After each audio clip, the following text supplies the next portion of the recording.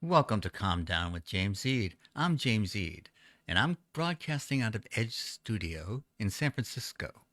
Now, the reports of San Francisco's demise have been greatly exaggerated. As a matter of fact, it kind of gets me upset when I think about how people are talking about how the city's doing so poorly when most of the neighborhoods are just like they were. Of course, the COVID pandemic hit a lot of cities and hit a lot of companies, and companies moved from the inner cities. All of this is true. But if you come visit San Francisco, I think you'd be pleasantly surprised. There's so much wonderful things to do and so many wonderful things to see. So I'm going to get over my agitation that people are talking bad about San Francisco. Of course, it's one of my favorite cities, and I have enjoyed living here, living around here, and going to many events in San Francisco. So how do I calm down when I get agitated, when someone says something bad about the city that I love? Well, for me, I practice deep breathing. I take a deep breath in and out. And to my surprise, the mind can calm the body and the body can calm the mind. I didn't find this out on my own. I was told to try this. And when I tried it, it worked. It works for me. It may not work for you. Your job is to find what works for you. It may be something that other people don't do. And it's maybe something that other people think is ridiculous. But if it works for you, do it. Have confidence in yourself. Because the main thing is to remain calm. I never made a good decision when I was agitated or anxious. And I spent a lot of time agitated or anxious. And you might as well throw in the third A word, angry. We're doing too much of anger in this society. We're doing too much of being uptight. What are we going to do to calm down? Well, we have to encourage each other to try to remain calm, but we don't want to worry about other people so much as ourselves. This has been my experience, and my strength has been derived from worrying about myself and worrying about my side of the street rather than trying to change other people's behavior, because there's no change without change within. And it's inside yourself where you begin. It's not your brain, it's not your heart. It's deep inside where it starts. And yes, I'm talking about a spiritual change. That was true for me. And if you had told me that it would be a spiritual change that got me off of my bad habits and my anger and anxiety and addiction, could I even say that? Yes, even addiction. Because although the calm down is for everybody, it's also for people that are suffering from addiction or trying to recover from addiction, which, my ulterior motive was to get you to buy this book, Freedom. Freedom by James Eade. It's a book I wrote about my descent into addiction and my recovery from it. And it's a story for me, but it has so many commonalities for so many people. I get told that all the time, and it's been my experience. When we share stories, and it really doesn't matter what your addiction is addiction, and recovery is recovery. And recovery, one of the keys to it is to have a community. Don't try to do it alone. Find someone else, a commonality that you have with someone else. And there are many programs to choose from where you might find people dealing with some of the similar things that you're dealing with. And you find out that you're not alone. And the feelings that you have are not yours and yours alone. They're shared by many. This country is suffering from a problem of loneliness. And one of the ways to fix it is to get together, to join a community, to be part of a community. I used to live by an old Groucho Marx joke. I would never join a community that would have me for a member, or he said a club. But that's no longer true. And you find a community where you fit in. And even though you've never fit in anywhere before, you might fit in with these people that are doing the same things you're doing, trying to find a spiritual answer to the problems of the material world. Because so far in our material world, we're always stepping on someone's neck to get ahead, to get ourselves up and over whatever hurdle it is. We don't care who we hurt in our process, and that's what people have taught us from when we were very young. It's a capitalistic way of thinking, survival of the fittest, that sort of thing. Well, Darwin tells us it's the survival of the most fit, those who fit best, not the most fit. those who fit best will survive. And fitting in with your environment, fitting in with your community is one of the things that you can give to yourself. So we're going to go into more ways that you can calm yourself down. There are many ways. For me, deep breathing, yoga. And if you told me that I would be doing yoga 10 years ago, I would have laughed at you. But yes, I do yoga now. And so it's one of the ways that you can find things. Just be willing to try. So what's the harm? You can try something and say, I don't like it. It's not good for me. But what if you try something and you do like it and it is good for you? Then you keep it. So this is Calm Down with James Eade, and our next segment is going to involve our senior correspondent from Los Angeles, Rick Rosner. And Rick Rosner is going to tell us what's got him uptight today. Thank you for joining.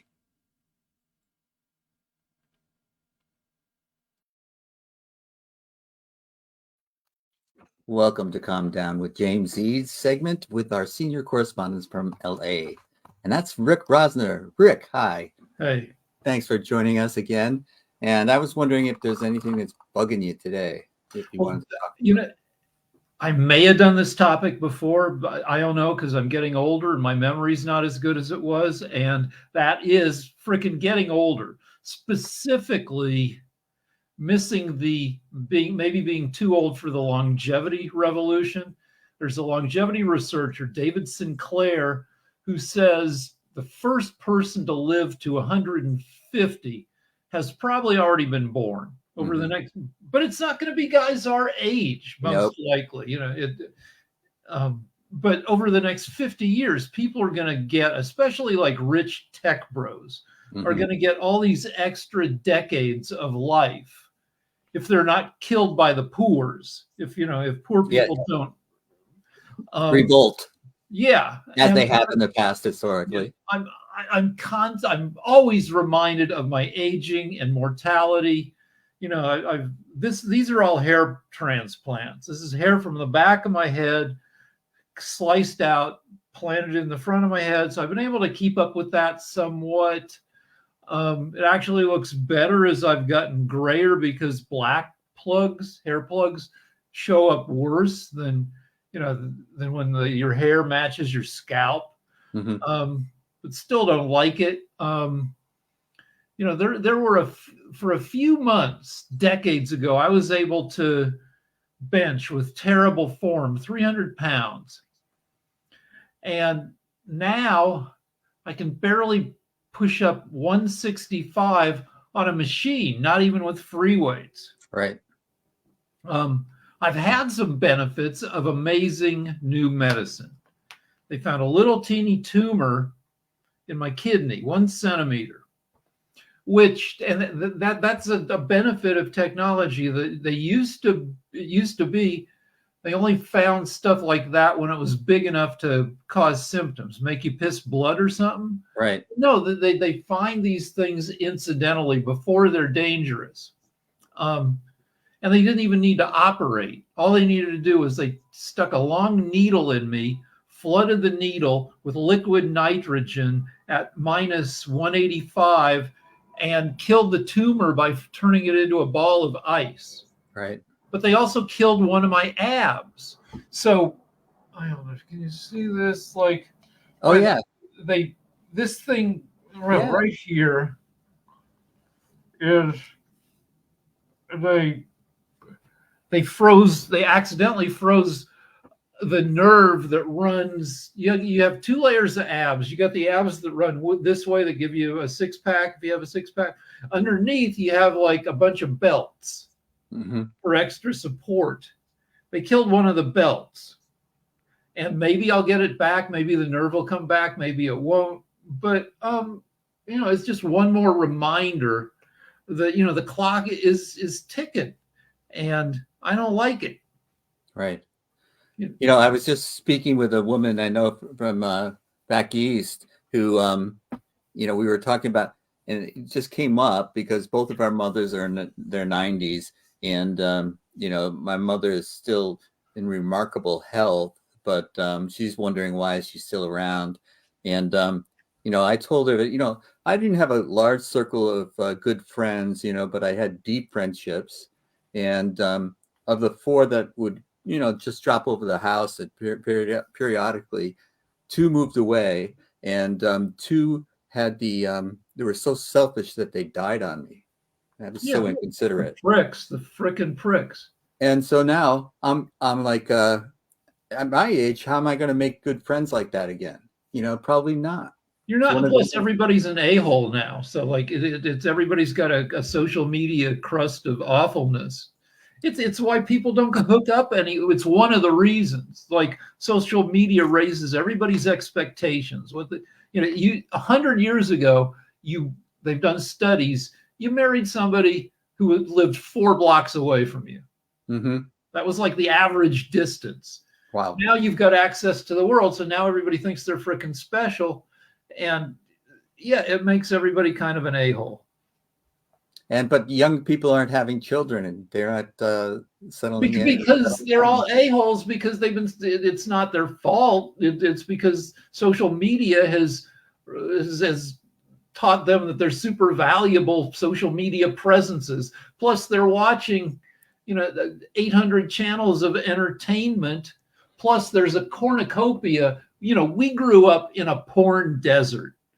Adam Carolla has a joke that his grandpa, the only way he could masturbate was to lie looking up at the sky and wait for a sexy shaped cloud to drift by. Oh, that now sounds so sad. There are a billion images. So what you had to do to meet your spouse, right? And it was a lot of work and a lot of like braving rejection, and I lifted a ton of weights and I worked in bars to meet people, and it's work. But if you're a modern incel, like a guy who's just like, can't be bothered, he's got so much porn to jack off to, he can console him. That's another thing of aging. I used to always be able to, if I felt bad about stuff, I could just jerk off, fall asleep, and be unconscious instead of being sad. Now the aging, has the limit. I only get like 4 jerk offs a week. My body's, it's like, which would be great for some people, but it's not my previous, level. Right. And it's a lot of work, and it's noodly. It's like, come in and Well, you have to, work up to it, like small talk, and what do they call it? You can't just jump right into it anymore. Foreplay. I shouldn't have to foreplay myself. Do you take yourself out to dinner once in a while? No, send yourself flowers.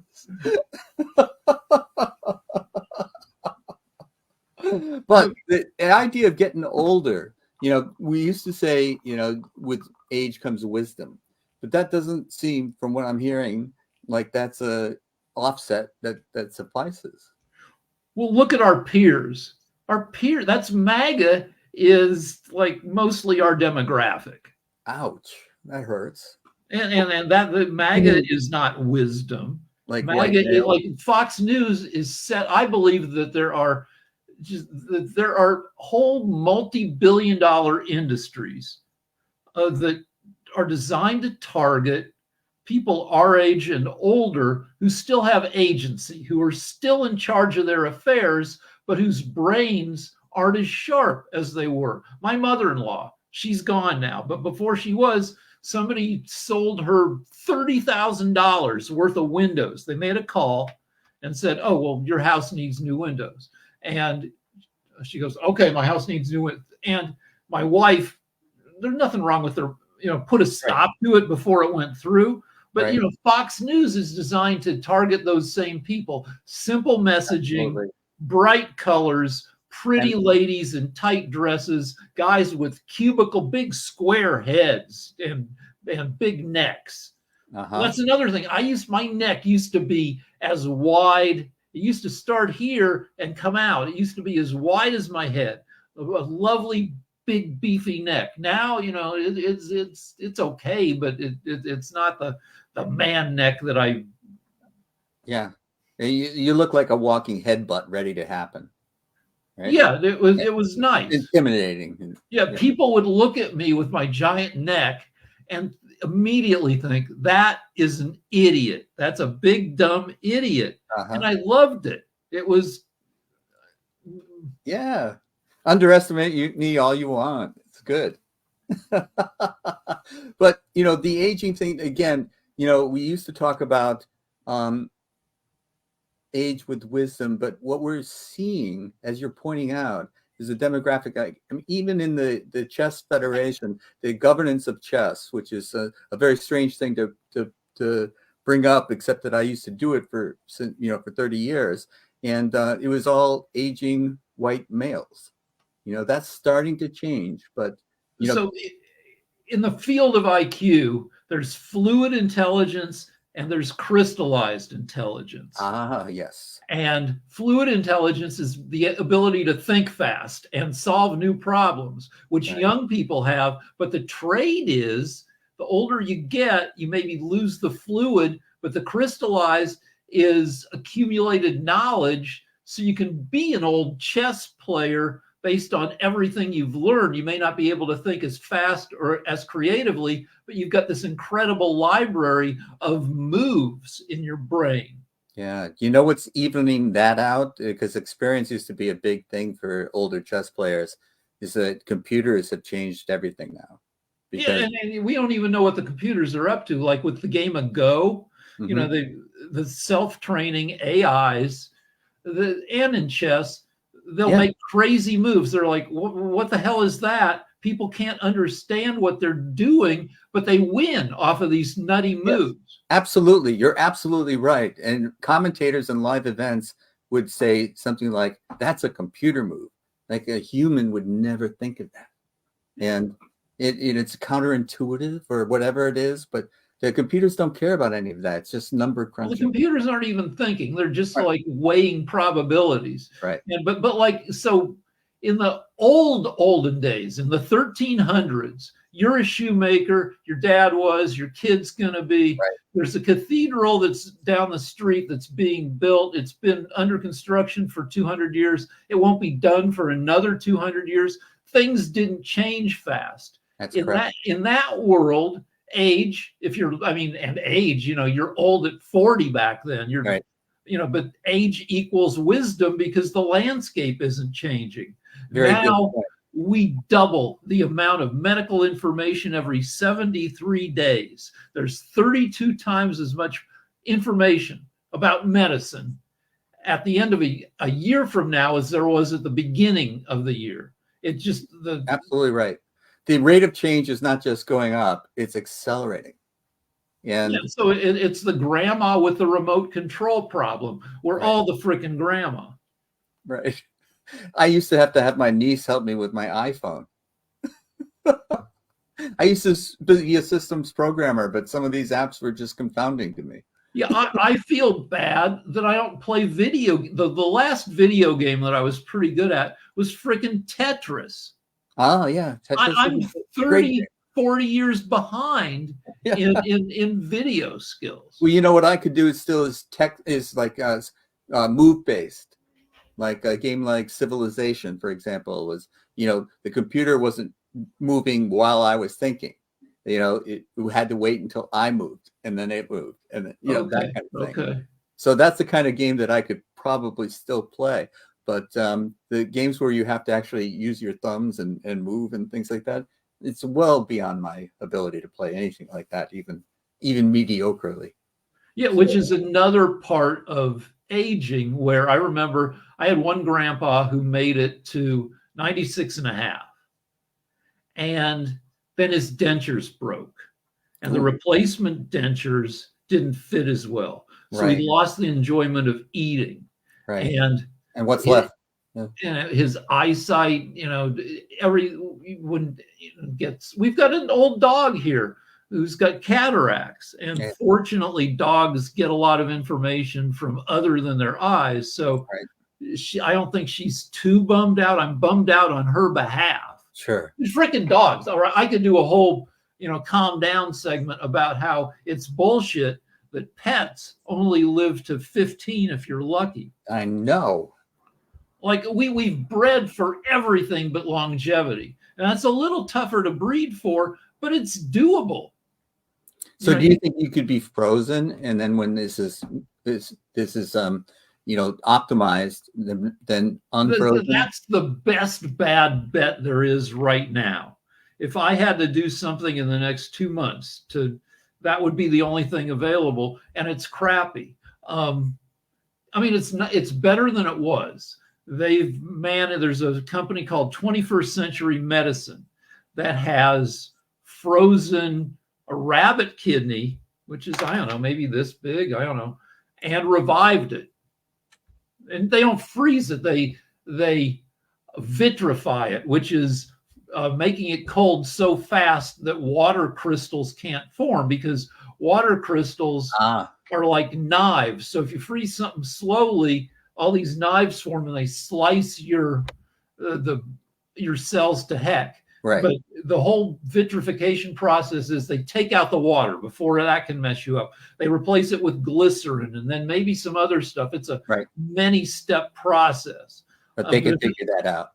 But it's right now it's goofy science. I mean, it's science, but you're taking a massive leap of faith. As far as I know, the only celebrity who says he's going to have that done is Simon Cowell. Oh. And yeah. Simon Cowell isn't afraid. His reputation, he's a jerk. His whole deal is, I'm going to be an asshole. Only the jerks will come back. But he's the only one who's a big enough asshole to admit that he will get put in a cryo tank when he's gone. Right, stasis. Well, and what about living to 150? Will you enjoy your last 50 years, do you think? Or? So, as I brought up earlier, my panacea is jerking off. If I can get to 135 and I'm still able to do that, say 2.5 times a week, that might be enough. Okay. But yeah, you don't want to. Everyone has their own tools and techniques, by the way. So yeah. But yeah, I mean, if you're 135 and you're bedridden, or I've read science fiction where people that old have to be in space so they can be weightless because the touch of anything would just break them. I mean, that's no good.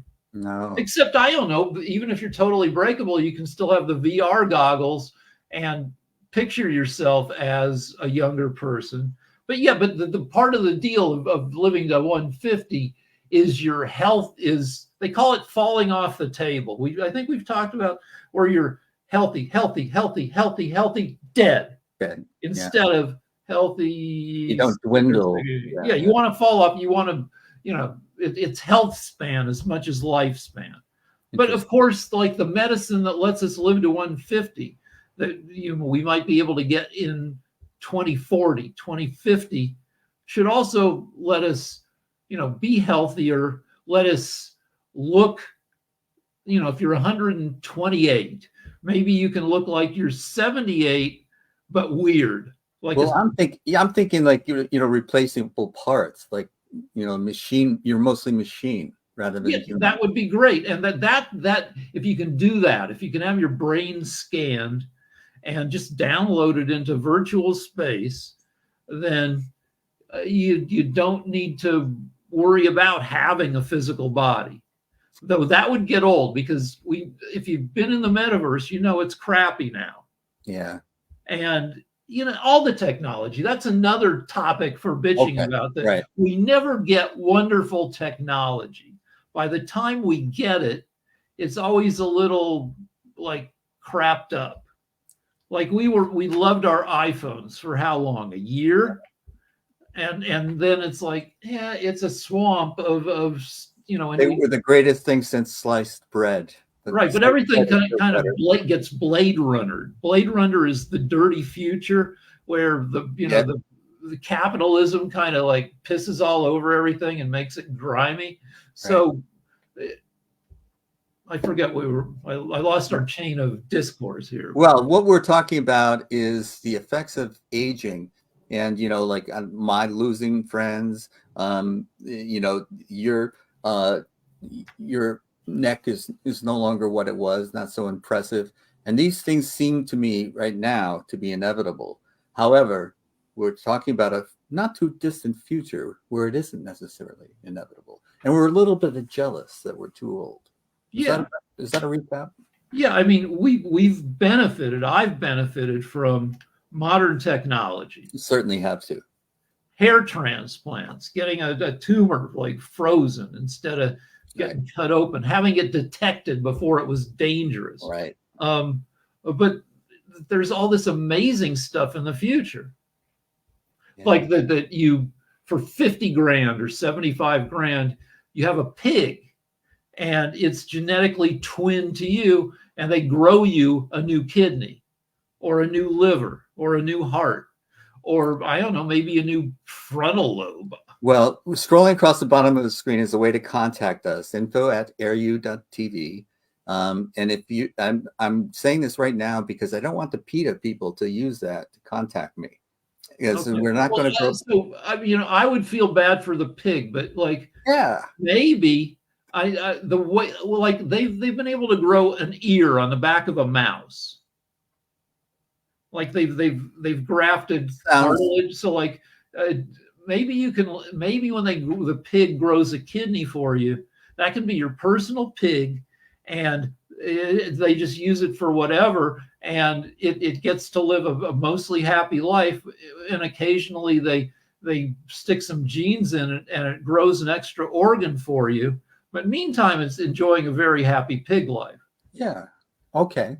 Then I can get behind but that's not going to be the way it is. I mean, obviously they're going to freaking kill the pig. Well, and they're going to do it so that it's cost effective, and so the pig, right. Yeah, the pig's happiness is not going to be a corporation's concern.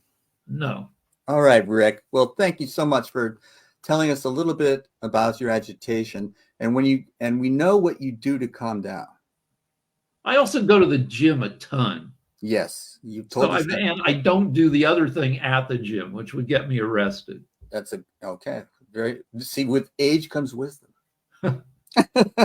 All right. Thanks again. I'm going to take you off the air and stick around for a minute, and I'll talk to you after the show. Okay. Okay. Bye. That was Rick Rosner, senior correspondent from Los Angeles. And this has been the segment where we talk about our gripes and how we can calm down from them. And everybody has their own ways. Rick has his. I have mine. Mine is a deep breath. So thank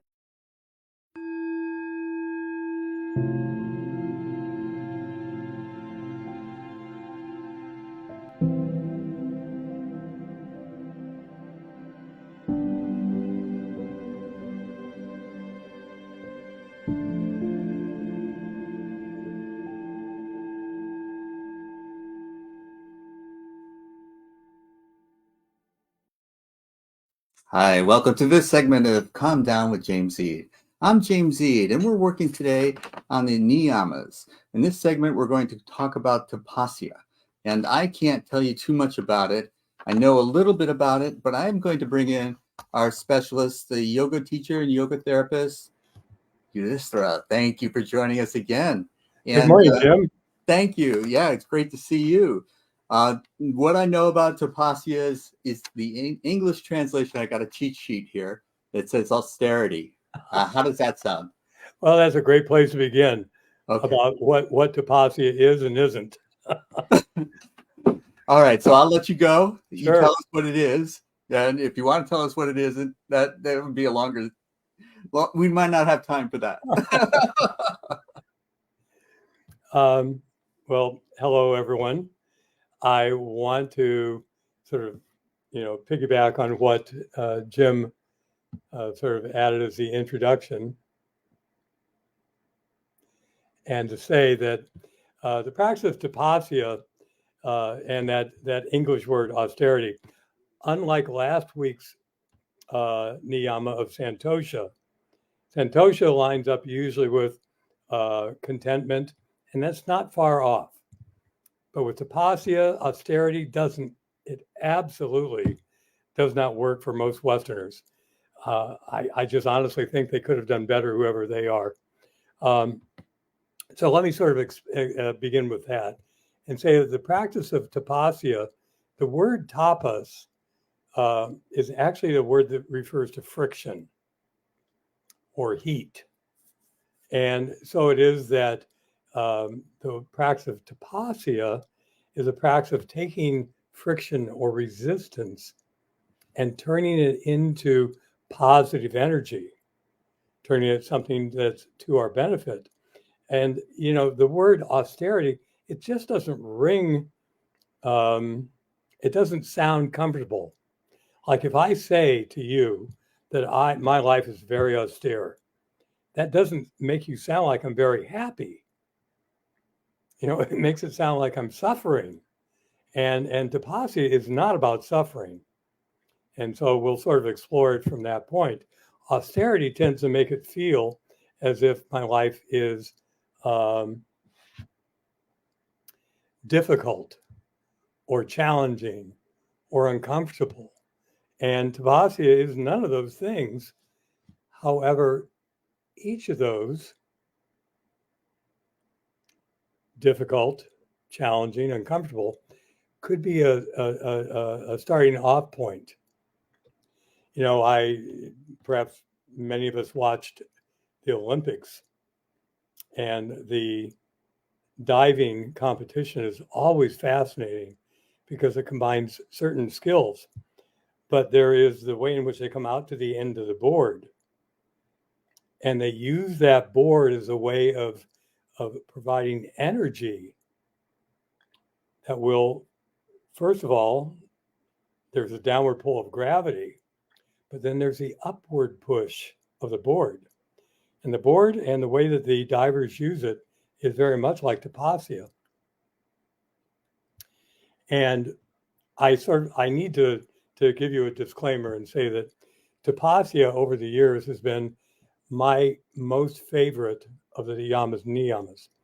I don't know if that even makes any sense, because they're all simply guidelines, either things that you don't want to do, the yamas, or guidelines of things that you do want to do in order to find true lasting happiness. True lasting happiness is never going to be contained within one lifetime. There are a lot of the teachings of yoga that don't necessarily fit in directly to what I'm sharing with you in these conversations about the yamas and niyamas, but they're more of the backdrop, sort of the big underpinnings of all of yoga. And I'm referring in particular now to the practice of karma and reincarnation. Karma and reincarnation it requires that you look beyond the single incarnation for what's going on. Why is it happening? Why do these certain events keep recurring in my life? I had a friend recently who's a yoga teacher and does personal counseling, very much like I do. And she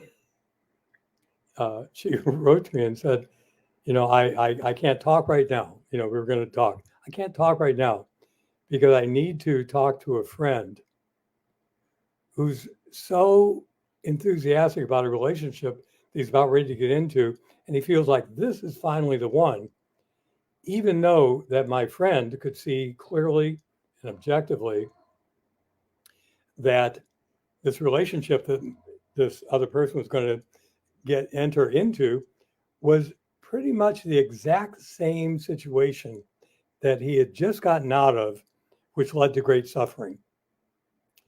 So you might notice that there are things in your life, perhaps it's relationships, perhaps it's events.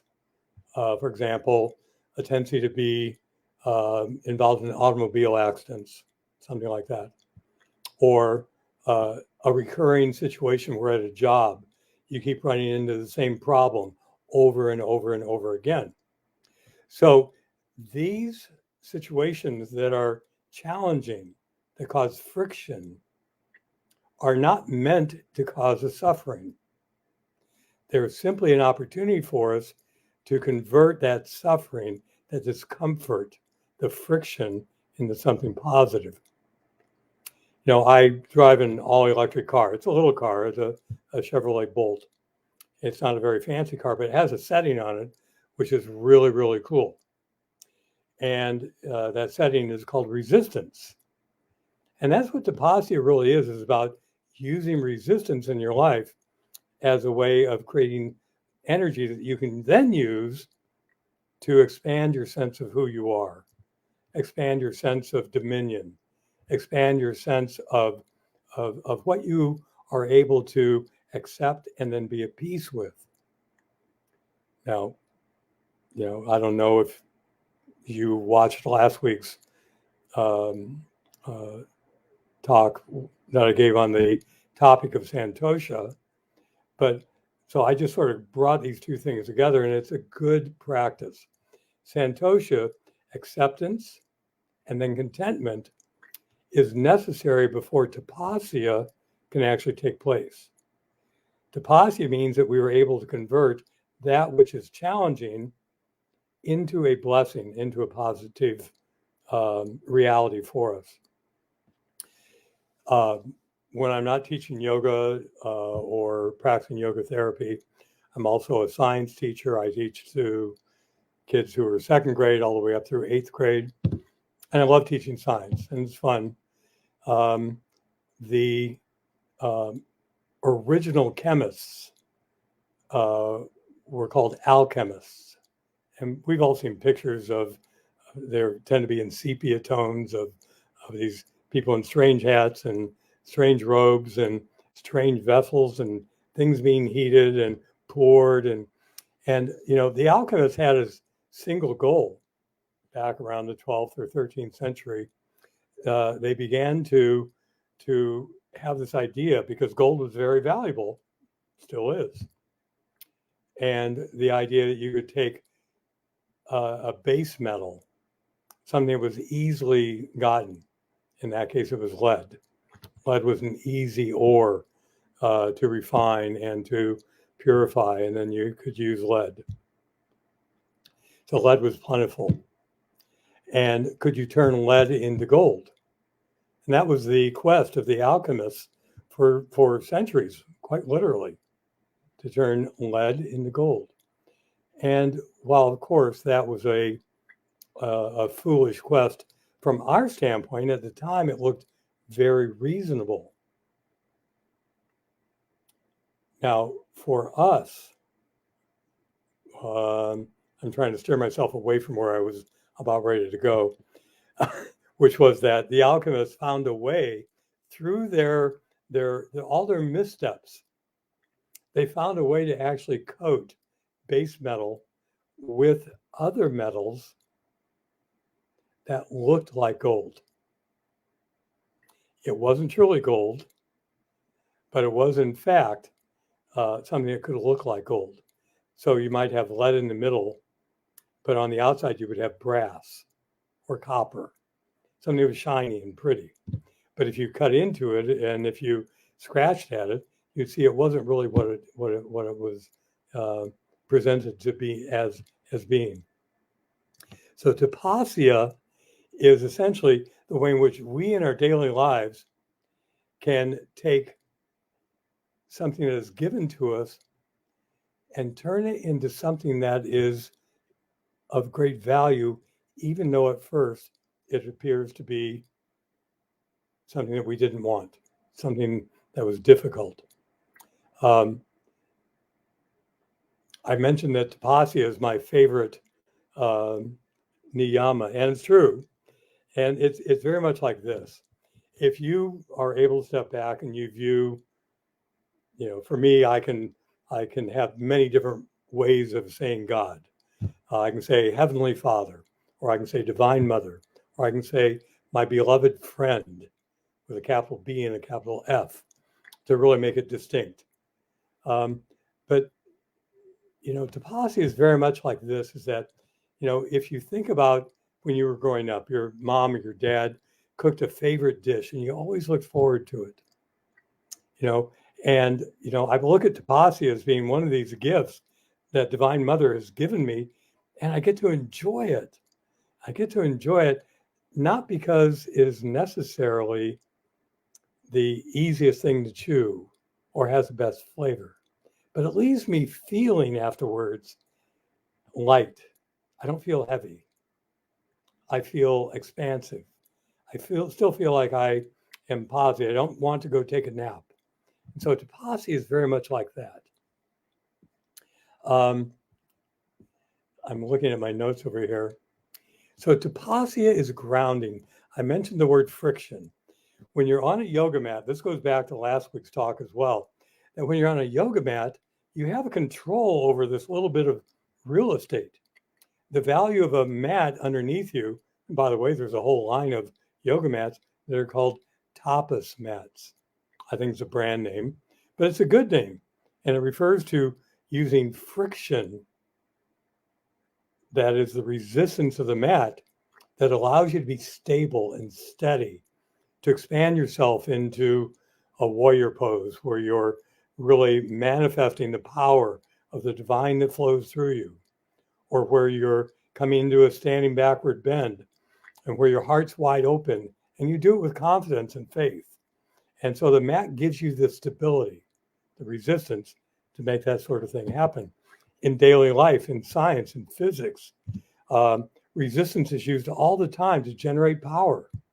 Think of a hydroelectric dam turning the blades of a turbine to generate electricity, or wind turbines, the propeller capturing the force of the wind and the resistance of the propeller turns the turbine and generates the electricity. So it's a sort of a universal principle. For us, the practice of Tapasya requires, again, that you begin in simple ways that you can control. This is why I oftentimes go back to what happens in a hatha yoga practice, an asana practice, yoga postures. What happens there is very much under your control. So in a yoga posture, the way we practice Tapasya is perhaps to hold a posture for 3, maybe 5, maybe 7 breaths longer. Think about being in a kneeling lunge, like a warrior 2 pose. Your arms are extended, your legs are supporting you. And after a certain time, your legs begin to get tighter and tighter because you have begun to reach the limit of your ability to provide energy from the muscles themselves. So the practice of Tapasya is to say, well, I'm going to hold this 3 breaths longer. So your first inclination is to come out of the pose, and instead you say, let me breathe into the pose. Let me hold the pose a little bit longer, because I know that there will be a benefit from doing that. And oftentimes what happens when we do that, if we're bringing the energy from our legs into our heart, we begin to feel an increased flow of energy through our willingness to take the resistance and the challenge of holding the pose longer. So just translate that into daily life. What if I'm in a situation where someone has confronted me wrongly about something I did or said or wrote? And my tendency is to scream at them, I didn't do it, and walk away. What if instead you were to stay, practice acceptance, be contented with this? You may not change this person's mind.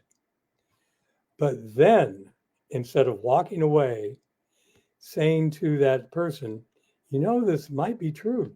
Maybe what you're saying is accurate. And at that point, you begin to transmute, to change this negative circumstance into a positive. And you've done it not by resisting, but by using the resistance to fuel what happens next. And the end result ends up being just magnificent. And it all ties into this simple ability to control our reactions and what happens next. One of Yogananda's foremost disciples, a woman named Jnanamata, means mother of wisdom. She had a wonderfully wise teaching about this matter of reaction. She said, your first reaction, your first thought, your first reactive thought is free. It's a get out of jail free card. It's a joker. It doesn't have any particular value, but every thought that comes after that first one, that is up to you. So the practice of tapasya is about acknowledging that, yes, I may have this first reaction, but then I'm going to take that resistance. I'm going to transmute it. I'm going to find a way to use that energy, that resistance, and become bigger, to grow, to become more open, more receptive, and in many ways, honestly, more powerful. It's how I get to turn the lead of reactivity into the gold of self-realization, the goal of yoga. So that's tapasya, and santosh or santosha and tapas or tapasya, they very much fit together. They're a pair. They work in tandem, and so you might consider working with the two of them side by side. So blessings and namaste. Yudisthira, thank you. That was fascinating to me. I have a first kind of trivial question, and then Sure. I have something that is more more serious to me. But the first one is I used to practice and still do sometimes isometrics, and is that an example of using resistance to increase energy? Absolutely. Okay. Given using yoga postures as another example. Mm-hmm. If you're in plank pose, Mm-hmm. it's an isometric pose. You are not moving, but there is resistance present. Right. It's interesting in that pose in particular, and this really goes to the heart of tapasya, is that at first it feels as if the resistance is in your upper body, your arms, shoulders, Right. and chest. If you hold the pose any longer, you'll begin to realize that it's the navel center, the core, Yeah. That's that is really being exercised. right. And if one puts his attention in that spot and maybe squeezes there a little bit, the upper body can relax. Well, I'm glad you mentioned that. I will try that because that's a tough one for me. The other thing that I really wanted to talk about a little bit is when I first started meditation, I had a trouble with it not being able to close my mind to the outside world and being distracted by thoughts that weren't helpful and were interfering with my ability to meditate. And I thought of it as austerity at tapasya, that when I could focus my mind and just relieve it of all thought of outside activities. And is that also a good use of the word? You know, you've maybe realized that in speaking about tapasya and santosha both, and in fact all the yamas and niyamas, I tend to take them into the outside world. I tend to take them into like physical reality. Sure. And there's nothing wrong with that because that's where we Right. tend to live most of our lives. Right. But every one of these yamas and niyamas actually has a higher practice. I say higher because it becomes less material, Mm-hmm. less physical. And you just gave a beautiful example of the fact. And so let me sort of expand a little bit upon that, because the way in which santosha and tapasya fit together with what you were just describing is this. You close your eyes, you know your goal is to have the mind be still and your heart to be open. And that you may even have meditation techniques that you use Right. to help achieve that. And the techniques are wonderful, but the technique is not the meditation. Right. You know, the technique is a bridge, a Right. path that leads you to that. And so what often happens when we sit to meditate is that as if we have no control at all, a stream of thoughts begin to go through our mind. Practice of santosha is oftentimes simply allowing those thoughts to occur. Hmm. And to then begin to slow them down until you begin to notice that there is, between one thought and the next, a little bit of space, Mm-hmm. to then begin to focus on the space rather than the thought. Right. And what naturally happens then is that there is the more space in thought. And so that goes from the place of acceptance to more a place of contentment, because naturally you begin to get closer to your goal of stillness and a Right. stillness of mind, open heart. And then Tapasya describes that practice Right. of allowing it to Right. happen, using it to your benefit, and knowing that the result. And by the way, you can also do it the other way. Some people do it. Like, I am not going to allow a single thought in my head Mm-hmm. isn't the one I want to be there. I'm going to completely devoid or remove all thoughts. I can do that for about this long, Uh-huh. And I can't do it for much longer. It's much, much more productive for me to go through the process I just described. Right. Because my mind, this is one other thing about meditation, our minds are built to meditate. We are made to meditate. I was watching I'm going to write that down. I was watching a teaching video by a friend named Dr. Peter Van Houten. He's a medical physician. He's also a yogi, and he has this wonderful video. In fact, I'll send you a link to it. It's about being calm and how to use the techniques that I've been sharing to remain calm. And because he's a MD, he has this model of a head and brain, and you can pull the brain out of the head.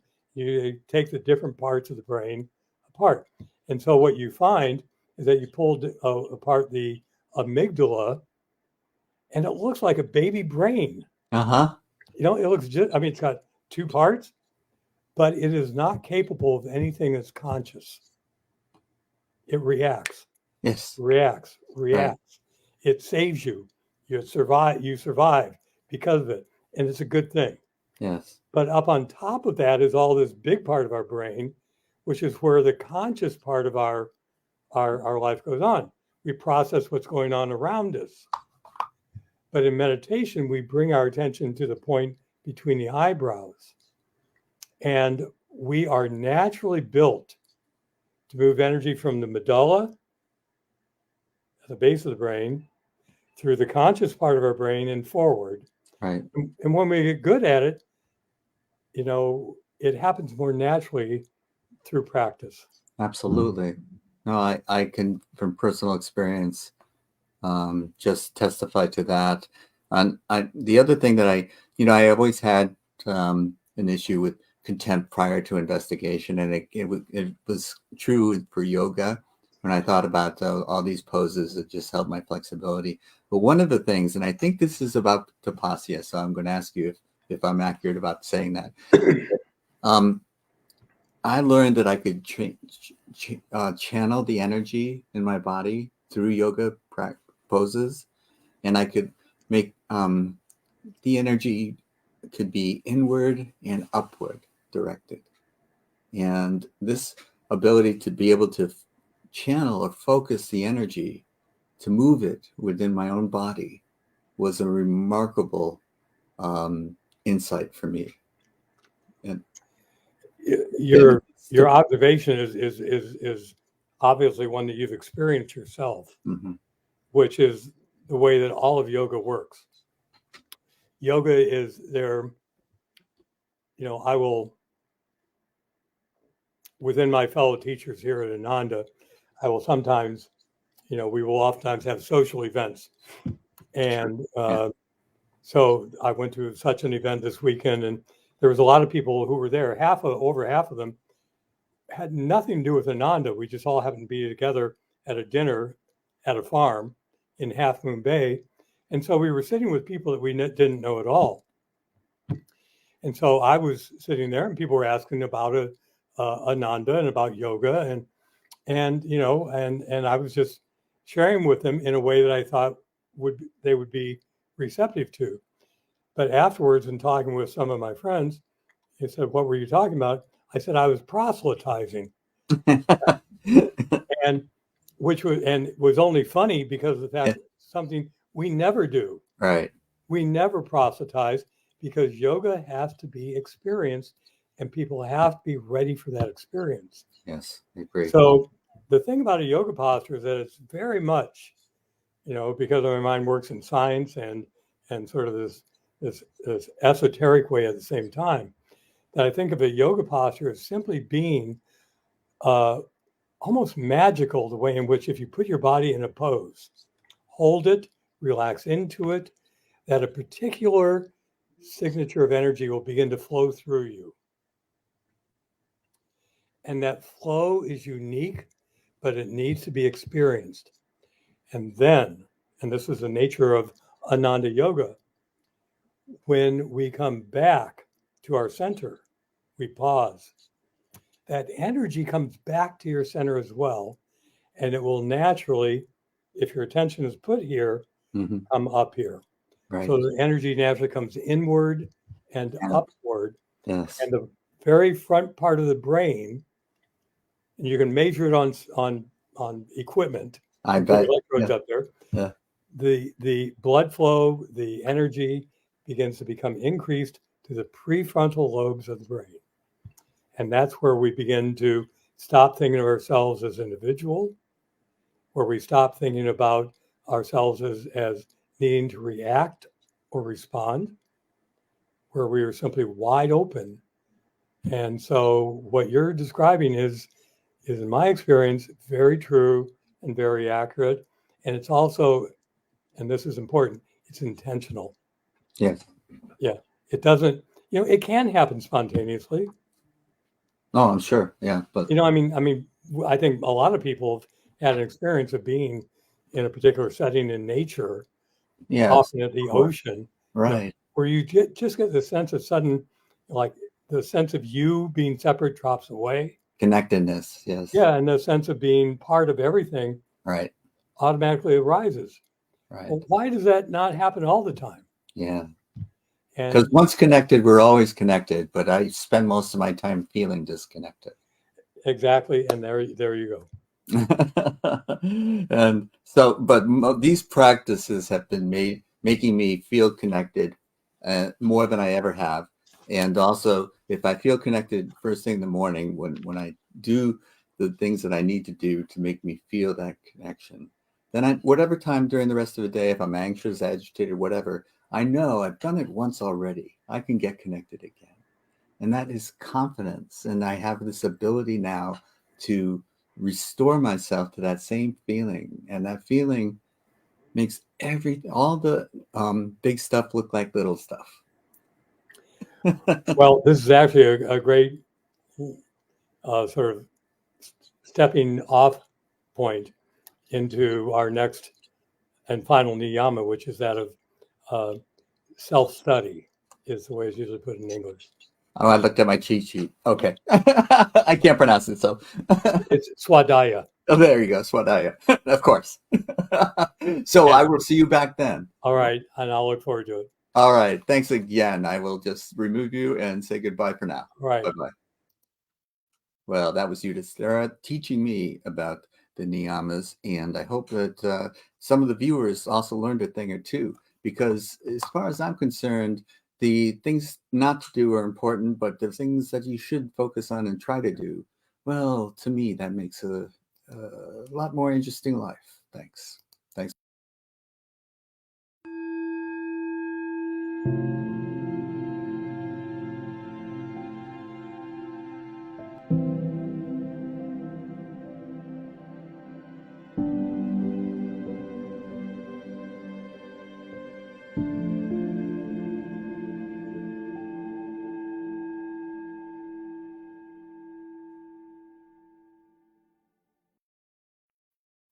Welcome to the final segment of Calm Down. And I want to introduce to you, my loyal listeners and viewers, Divya Lovewise, that wise yogi.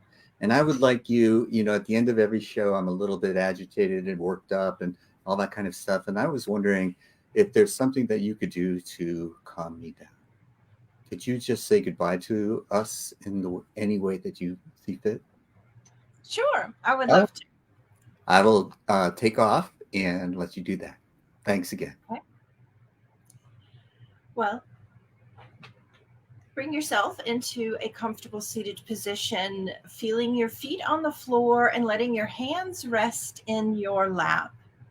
Palms up or palms down is a great way to start bringing yourself back into center and focus with your own divine energy and letting go of anything that might have wanted to stick to us throughout the day that may be energy we don't want to carry throughout the day. So having this basic position, feeling grounded, even closing your eyes and taking a deep breath in through the nose and out through the mouth.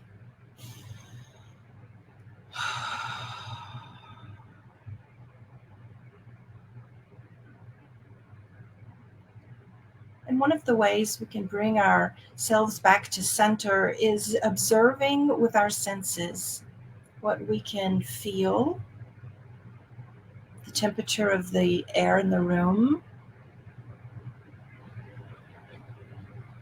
observing any sounds that you hear.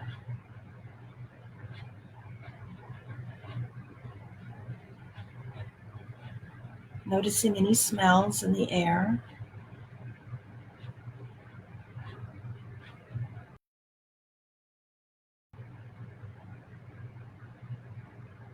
And then bring your awareness to your breath.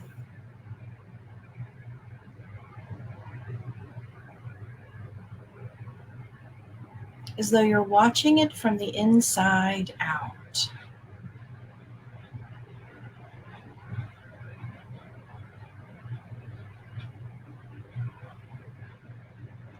Watching the inhale wash into the body. And watching the exhale wash out of the body. Just like the waves of the ocean as they wash onto the shore.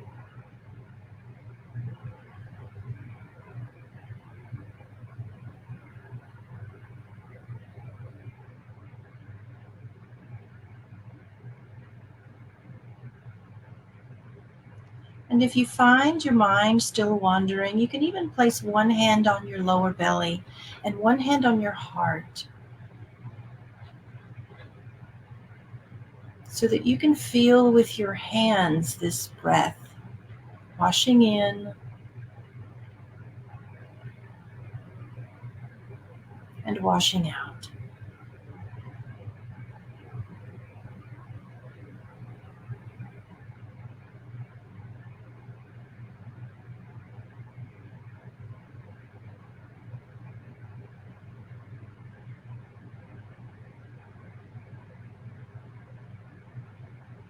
And with your mind's eye, visualize this inhalation and exhalation as an internal shower, clearing away your energy so that it's refreshed,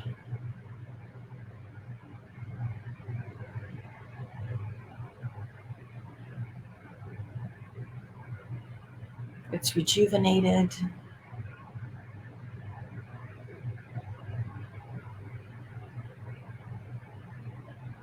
and it's restored.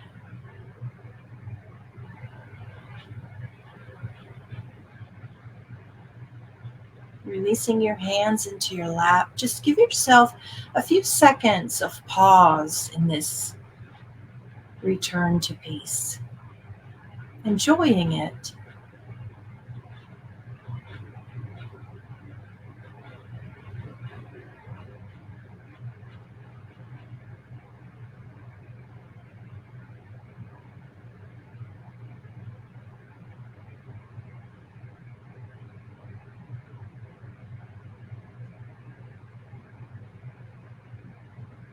When you are ready, you can open your eyes wiggling your fingers and your toes, feeling grounded in your body, grounded in the best part of yourself, and you can go out into the world and carry that best part in the forefront of your mind and your heart.